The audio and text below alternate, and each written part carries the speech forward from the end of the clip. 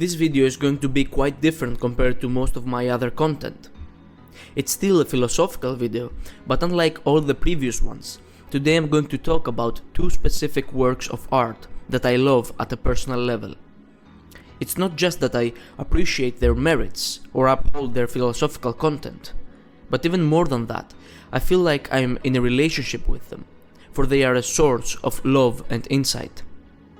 Of course, as you can see from the title of this video, I'm going to talk about the worlds of Berserk and Silent Hill. And yes, this video is full of spoilers, so beware.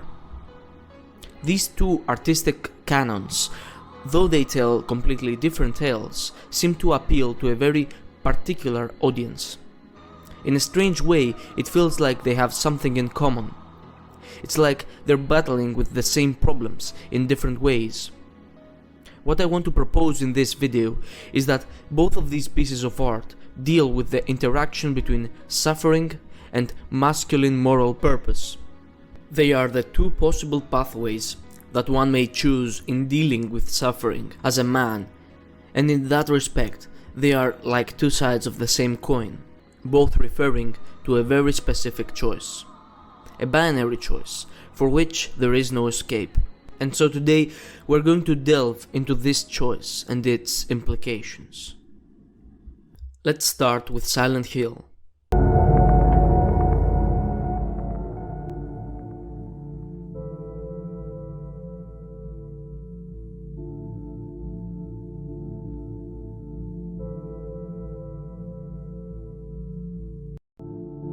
In this particular video, I'm only going to talk about Silent Hill 2 specifically, because I want to focus on the protagonist of Silent Hill 2, who is James Sunderland.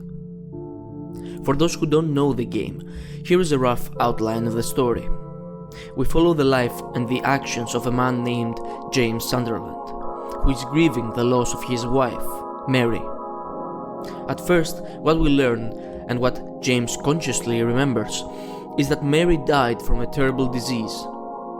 However, 3 years after Mary's death, James apparently receives a letter from his dead wife, in which she invites him to find her in an old town called Silent Hill. As the game goes on, it becomes clear that something is very wrong, not only with the town, which is full of monsters, but also with the protagonist himself. It seems that the only few people who are present in Silent Hill have something strangely suspicious about them. It feels like they have some sort of secret reason to be there, that they are somehow looking for something. This is especially true with Angela, who we meet at the very start of the game, and who, like us, is searching to find a person she lost, namely her mother. By the end of the game, we come to understand that much of what we see is a projection of James Sunderland's unconscious mind. And more specifically, it is a manifestation of great guilt. You see, James Sunderland's wife may very well have been ill, but the truth is that James was the one who really caused her death by murdering her. He tries to reconcile this fact with the idea that perhaps he did this to get his wife out of her agony, but he knows that that's a lie. In reality, he killed her because he could no longer bear the burden she imposed on him. He couldn't probably live with her being at the hospital in constant need of help. We also learn that he had deep sexual and romantic desires which had to be repressed due to the situation. So in the face of all this suffering, he decided to kill her. But little did he know about the terrible power of eternal guilt. Much like Raskolnikov in Crime and Punishment, James's mind simply cannot justify his actions. He cannot rationalize it, he cannot live with it. And that's why he is drawn to Silent Hill, where all of his demons and all of his guilt takes real material form. His journey to Silent Hill is a journey of repentance. It is a fight with the inevitable, eternal guilt that comes from grave sin and grave actions. Now let's talk about Berserk. In this world, is the destiny of mankind controlled by some transcendental entity or law? Is it like the hand of God hovering above? At least it is true that man has no control, even over his own will. In Berserk, we follow the life of a young man named Guts. The life of Guts, similar to the life of James, is deeply ingrained in suffering. He was literally born from the corpse of his mother. He grew up being physically abused, with his only role model being his adoptive father, Gambino, who was a cruel leader of a mercenary group. Gambino betrays and hurts Guts badly because of the resentment he had towards him, which is a theme that is repeated again later in Guts' life.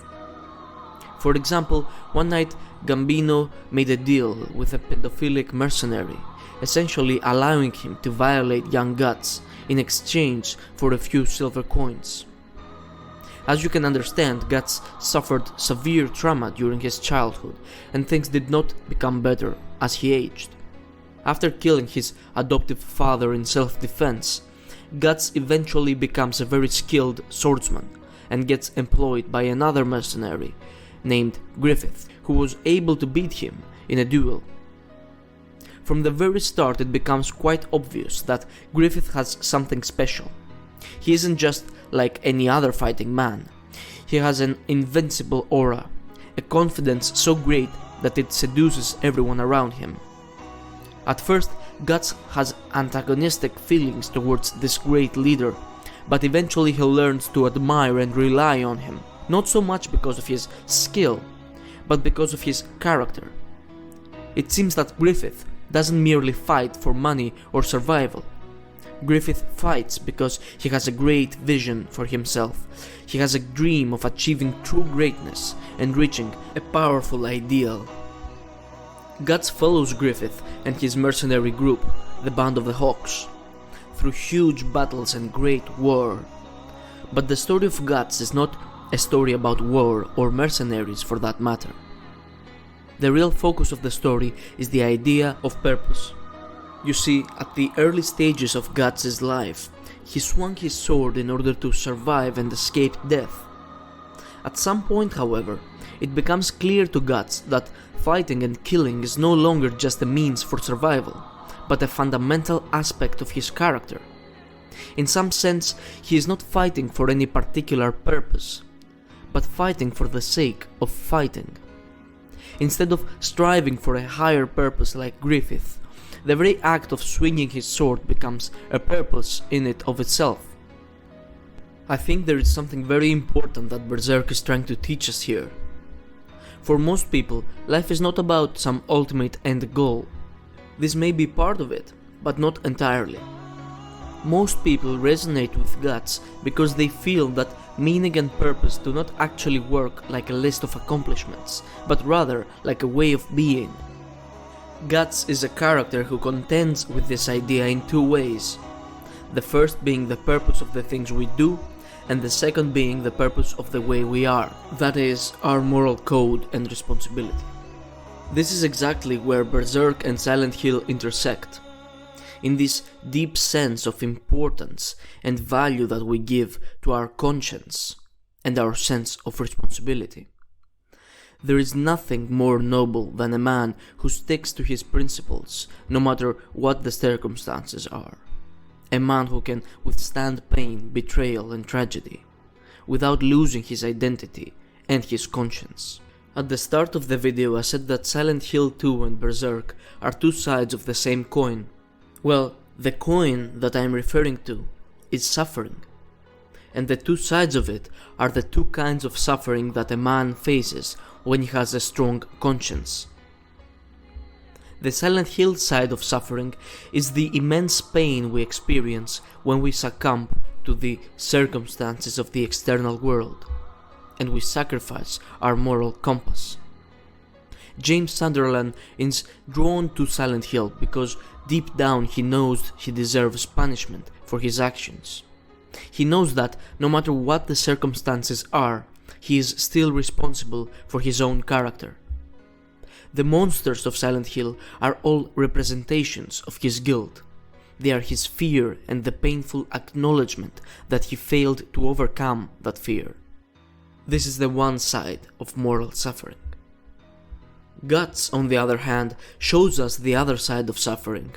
He shows us the suffering we face once we truly and fully embrace responsibility for our moral purpose. He shows us that when we stick to our principles of justice and self-reliance, we then have to face the fact that the world is unjust and full of inexplicable suffering.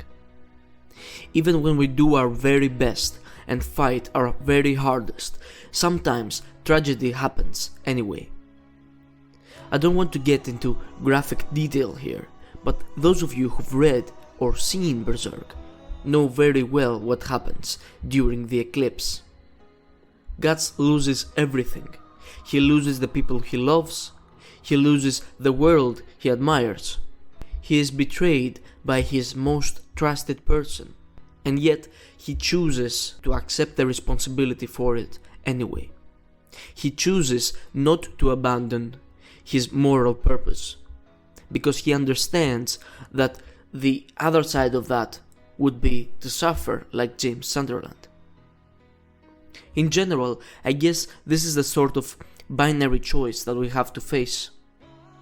Would you rather suffer the pain of malevolence of the world fully, or would you rather suffer the pain of your own guilt after admitting that the pain and malevolence of the world was too much for you to handle?